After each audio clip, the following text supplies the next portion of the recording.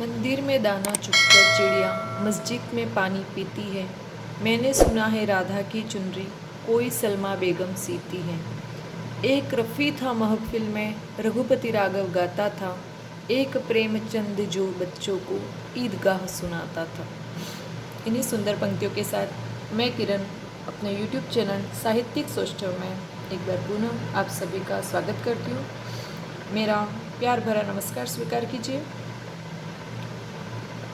हमारे जीवन में बचपन सबसे सुनहरा वक्त होता है जब हम हमारी कल्पनाओं के सहारे नए नए किले फतह करते हैं। उस बचपन में मासूमियत होती है जो हर किसी का मन मोह लेती है। ऐसे ही एक छोटी सी लड़की जो 10 से 11 वर्ष की है, वो अपने मन की कल्पनाओं को चंदा मामा के सामने कैसे प्रदर्शित करती है, वह आज इस कविता के माध्यम से पढ़ने जा रहे हैं। तो अब शुरू करते हैं हम आज का टॉपिक, जो कि एक कविता है कक्षा 6 का पाठ 4, जिसका शीर्षक है चांद से थोड़ी सी गप्पे। शमशेर बहादुर सिंह जी की लिखी गई यह कविता बाल मन की कल्पनाओं को हमारे सामने प्रकट करती है कि हम भी उस चांद को देखते हैं, लेकिन हमारे दिमाग में कभी वो बातें नहीं आती जो एक बच्चा उस चांद को देख करके महसूस करता है।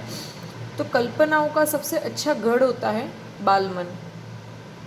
तो 10-11 साल की जो एक छोटी सी लड़की है, वो चांद को देख करके क्या क्या कल्पनाएं करती है, उससे कैसी बातें करती है, उससे कैसे गप्पे लड़ाती है, वही चीज़ हमारी कविता में दिया गया है। गप्पे मतलब बातचीत है ना। चांद से थोड़ी सी गप्पे। चांद जो शब्द है वो उर्दू शब्द है, थोड़ी सी गप्पों के लिए आया है, इसलिए यह जो थोड़ी सी शब्द है वो विशेषण है। इस पूरी कविता में हमें बहुत सारे विशेषण पढ़ने को मिलेंगे। विशेषण क्या होते हैं? तो संज्ञा या सर्वनाम जो शब्द होते हैं, उनकी जो विशेषता बताए वो कहलाते हैं विशेषण। हम इस कविता के माध्यम से इस चीज़ को बहुत अच्छे से समझ लेंगे। तो जैसे हमारे इस शीर्षक में देखें तो चांद से थोड़ी सी गप्पे, तो गप्पों के लिए आया है थोड़ी सी शब्द, तो यह थोड़ी सी तो विशेषण हो, फिर गप्पे जो है वो विशेष्य हो जाता है। हमारे 10-11 साल की एक छोटी सी लड़की है, वो क्या बोलती है चांद को देखते हुए? चांद के सामने वो मुँह करके बैठती है और रात में चांद को देखते देखते वो चांद से जो बातें करती है, उन्हीं की कल्पना हमारे कवि ने इस कविता में की है। गोल है खूब मगर आप तिरछे नज़र आते हैं ज़रा, आप पहने हुए हैं कुल आकाश तारो जड़ा, सिर्फ मुँह खोले हुए है अपना गोरा चिट्टा गोल मटोल, अपनी पोशाक को फैलाए हुए चारों सिमत, आप कुछ तिरछे नज़र आते हैं जाने कैसे, खूबे गोकी वाह जी वाह, हमको बुद्धू ही नीरा समझा है, हम समझते ही नहीं जैसे कि आपको बीमारी है, आप घटते हैं तो घटते ही चले जाते हैं और बढ़ते हैं तो बस यानी कि बढ़ते ही चले जाते हैं, दम नहीं लेते हैं जब तक बिल्कुल ही गोल न हो जाए, बिल्कुल गोल, यह मरज़ आपका अच्छा ही नहीं होने में आता है। शमशेर बहादुर सिंह जी की लिखी गई इस कविता का भावार्थ देखते हैं। गोल है खूब मगर आप तिरछे नज़र आते। ये छोटी सी बच्ची है जो चांद को देखते हुए चांद से बातें कर रही है, और चांद को कहते कि चंदा मामा। हम चांद को अक्सर मामा शब्द से संबोधन देते हैं। हमने बहुत सारी बचपन में कविताएं भी पढ़े, चंदा मामा दूर के पूड़ी पकाए समथिंग कुछ है जो भी। तो इस तरीके से हमने बहुत सारी जो लोरी कह सकते हो आप, बच्चों को सुलाने के लिए मम्मियाँ हमेशा कहती देखो चंदा मामा को देखो। तो ये बच्ची भी छोटी सी जो है वो चंदा मामा से बात करते हुए कह रही है कि चंदा मामा आप गोल तो खूब है मगर दिखते मुझे तो तिरछे नज़र आ रहे, कि आप हो तो बिल्कुल गोल लेकिन मुझे तिरछे नज़र आते हैं ज़रा। अब यहाँ पर देखो दो बातें हैं। चंद्रमा जो है वो जब पूर्णिमा की अवस्था होती है तब पूरा गोल होता है, उसका आकार पूर्ण हो जाता है, लेकिन धीरे धीरे वो अमावस्या के लिए घटता घटता बिल्कुल लुप्त हो जाता है तथा अमावस्या के बाद धीरे धीरे वापस से बढ़ता बढ़ता पूर्णिमा की तरफ आता हुआ बढ़ता ही जाता है और बिल्कुल गोल हो जाता है। तो कभी तो ये चांद हमें गोल, बड़ा और स्पष्ट दिखाई देता है और कभी छोटा छोटा होते हुए विलुप्त हो जाता है। तो यहाँ जो तिरछा है उसके हमको दो अर्थ लेने हैं। एक तो तिरछे का अर्थ यहाँ पर जब वो चंद्रमा अपनी कलाओं के माध्यम से घटता जाता है, चंद्रमा का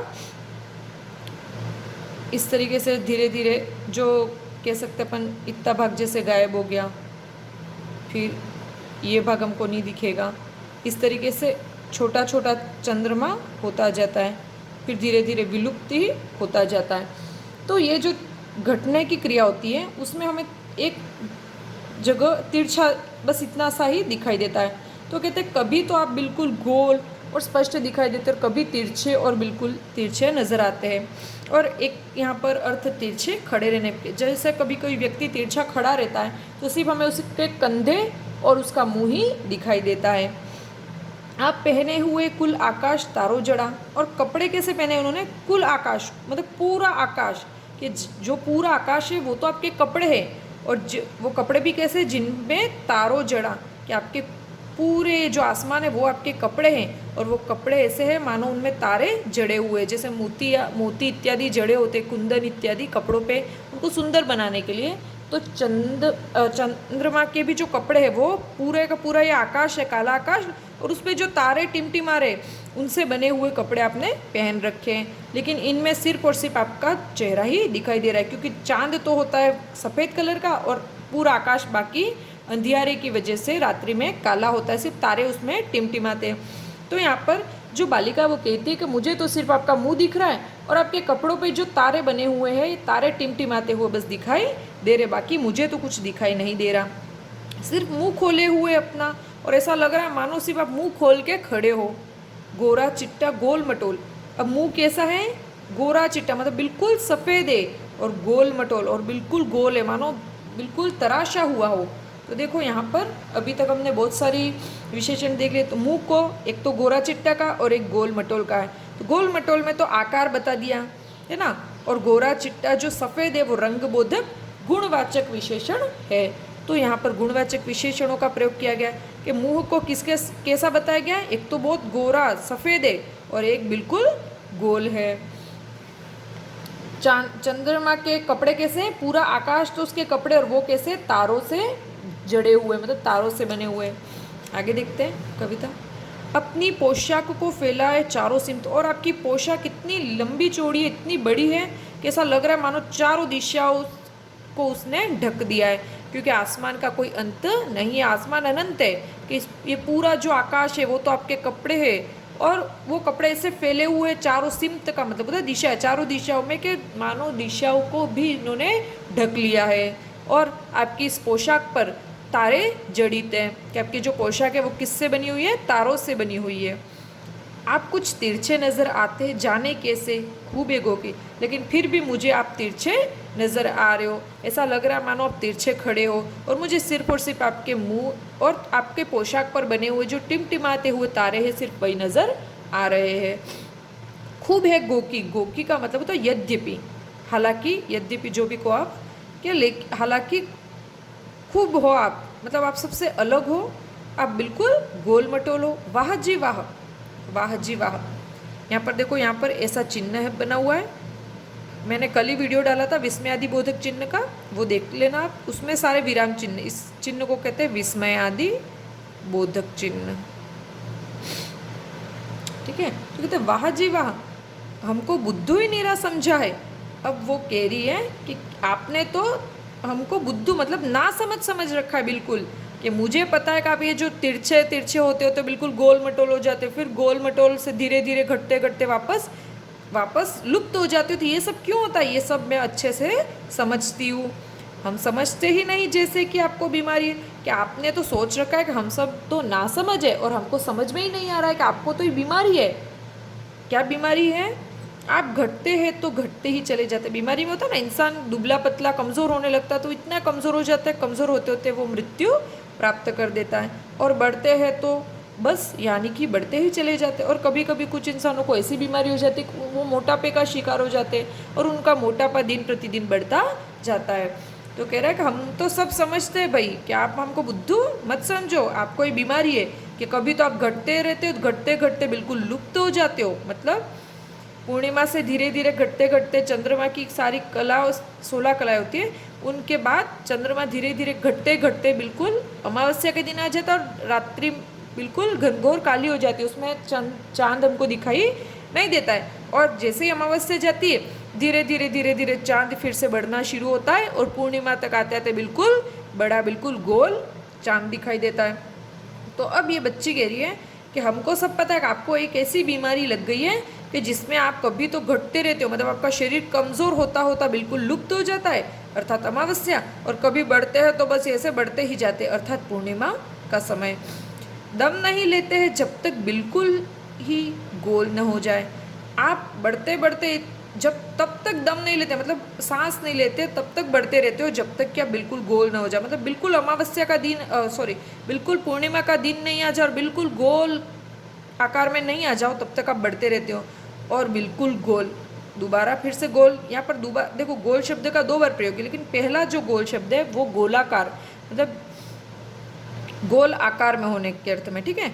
और दूसरा जो गोल है वो होता है गायब होना, मतलब दोबारा आप गोल होते हो तो बोलते ना गुल हो गया वो तो यहाँ से, अर्थात गायब हो जाते। एक तो बढ़ते बढ़ते इतने बढ़ते हो को बिल्कुल गोल रोटी की तरह गोल आसमान में सफ़ेद चट बिल्कुल आप आ जाते हो, और दोबारा आप धीरे धीरे घटते घटते ऐसे घटते हो कि पूरे आसमान से ही गोल हो जाते हो, अर्थात आसमान से ही गायब हो जाते हो।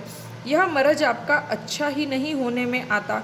और आपकी जो बीमारी है वो कितने, मैं तो जब से देख रही हूँ आपको तब से इसका कोई हल नहीं है, मतलब आप तो सालों से ही आपको ये बीमारी लगी है और इस मर्ज का मतलब इस बीमारी का कोई हल नहीं है, कोई इसकी दवाई नहीं है, क्योंकि आप बार बार घटते रहते हो, घटते घटते बिल्कुल लुप्त हो जाते हो और वापस बढ़ते बढ़ते बिल्कुल बढ़ जाते हो और गोल हो जाते हो।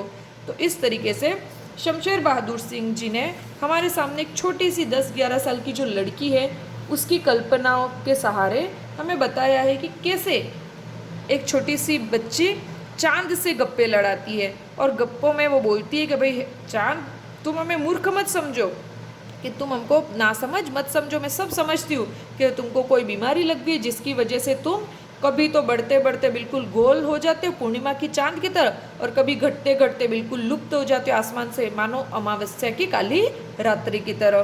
कि चंद्रमा को कैसा कहा है, बिल्कुल गोल है, गोरा चिट्टा है, गोल मटोल है। और चंद्रमा की पोशाक कैसी है, आसमान है जो चारों दिशाओं में फैली हुई है। बुद्धू, लड़की क्या कहती है खुद के लिए कि तुम हमको बुद्धू मत समझो। तो ये सारे विशेषण हैं, है ना, गोल, सफ़ेद, बुद्धू, होशियार, ये सारी चीज़ें जितनी भी है ये किसी न किसी व्यक्ति विशेष की विशेषता बताने के कारण ये सब विशेषण शब्द है। तो आप इस पाठ में आए हुए विशेषण शब्दों को छांट के अलग कीजिएगा और अगर आप और साथ ही आप इस कविता को फिर से एक बार अच्छे से पढ़िए। अगर इसमें कुछ डाउट हो तो आप मुझे मैसेज करके पूछ सकते हैं। एक बार पुनश्च पूरी कविता को मैं समराइज़ करते हुए सारांश में बता देती हूँ। 10-11 साल की एक छोटी सी बच्ची है, वो रात्रि समय में तारों से भरे हुए आसमान में चमकते हुए चांद को देखते हुए उस चांद से बातें करती है। वो चंदा मामा से कहती है कि हे चंदा मामा, आप गोल तो खूब है मगर कभी कभी आप तिरछे भी नज़र आते हैं। मतलब ऐसा लगता है मानो आप गोल होते होते कभी कभी कमज़ोर होते होते तिरछे बिल्कुल कम रह गए हो, ऐसा लगता है जैसे तिरछे खड़े हो। और आपके ऐसे तिरछे खड़े रहने के कारण सिर्फ और सिर्फ आपका गोल मुख ही दिखाई देता है। और आपने ये पूरा जो आसमान है उसमें जड़े हुए तारों से सहित कपड़े पहन रखे, और आपके जो ये कपड़े हैं काले काले आसमान वाले उसमें से टिमटिमाते हुए तारे और आपका चमकता हुआ एक गोल चेहरा ही नज़र आ रहा है। ऐसा लग रहा है मानो मुंह खोले हुए खड़े हो, आपका पूरा जो शरीर है वो दिखाई ही नहीं दे रहा, सिर्फ आपके इन कपड़ों पर जो तारे जड़ित जो तारे हैं वो टिमटिमा रहे हैं, उनका टिमटिमाना और आपका जो है सफ़ेद बिल्कुल गोरा चिट्टा गोल मटोल मुख है वही दिखाई दे रहा है। ऐसा लग रहा है आपकी जो ये पोशाक है वो तो अनंत में चारों दिशाओं में फैली हुई है। बहुत लंबी चौड़ी आपने पोशाक पहन रखी है और आप फिर भी कुछ तिरछे नजर आते, ना जाने कैसे। आपको देखने पर ऐसा लगता है मानो आप तिरछे खड़े होके, आपका पूरा शरीर ढक गया है उस पोशाक से और आपका सिर्फ गोल जो ये मुख खोले हुए आप खड़े हो। खूब है गोकी, यद्यपि आपका ये जो तिरछापन है वो भी खूब है। वाह जी वाह, हमको तो लगता है कि आपने हमको बिल्कुल बुद्धू समझ रखा है, मतलब ना समझ रखा है। जैसे कि हमको तो पता ही नहीं है कि आपको ये बीमारी है, कि आप कभी कभी तो घटते हैं तो घटते घटते ऐसे घट जाते हैं कि आसमान से ही लुप्त हो जाते, आसमान में दिखाई ही नहीं देते। अर्थात अमावस्या का दिन आ जाता है जब आसमान से चांद गायब हो जाता है और बढ़ते हैं तो बस यानी कि बढ़ते ही जाते और धीरे धीरे वापस से आपका शरीर थोड़ा थोड़ा बढ़ना शुरू होता है। तो वो ऐसे बढ़ता जाता है कि आप तब तक दम नहीं लेते जब तक कि बिल्कुल गोल न हो जाए, अर्थात बिल्कुल पूर्णिमा के चांद की तरह गोलाकार जब तक आकार नहीं प्राप्त हो जाता है गोल, तब तक आप बढ़ते ही जाते हो और कभी कभी बिल्कुल गोल हो जाते हो, मतलब पूरा आसमान से ही गायब हो जाते हो। आपकी जो ये बीमारी है ये अच्छी होने में ही नहीं है, मतलब ये ठीक होने का नाम ही नहीं ले रही आपकी बीमारी। न जाने ऐसी कैसी आपको बीमारी लग गई है कि कभी तो आपका शरीर क्षीण होता जाता है और कभी आपका शरीर वृद्धि ही करता जाता है।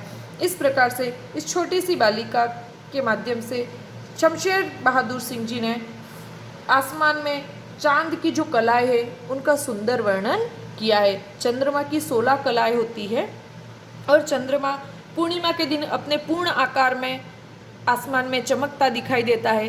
पूरे आसमान में चंद्रमा की रोशनी से पूरी जो पृथ्वी है वो उस चांदनी में बिल्कुल चमकने लगती है। लेकिन जैसे ही अमावस्या की काली रात आती है तो चंद्रमा घटते घटते इस कदर घट जाता है कि पूरे आसमान में कालिमा छा जाती है और चंद्रमा विलोपित हो जाते हैं। इस प्रकार हमारी ये जो कविता है, सुंदर सी छोटी सी कविता यहाँ पर समाप्त होती है। अगर आपको ये कविता पढ़कर अच्छा लगा और आपको ये कविता समझ में आई है तो इस वीडियो को लाइक कीजिए तथा अपने दोस्तों के साथ शेयर कीजिए। धन्यवाद।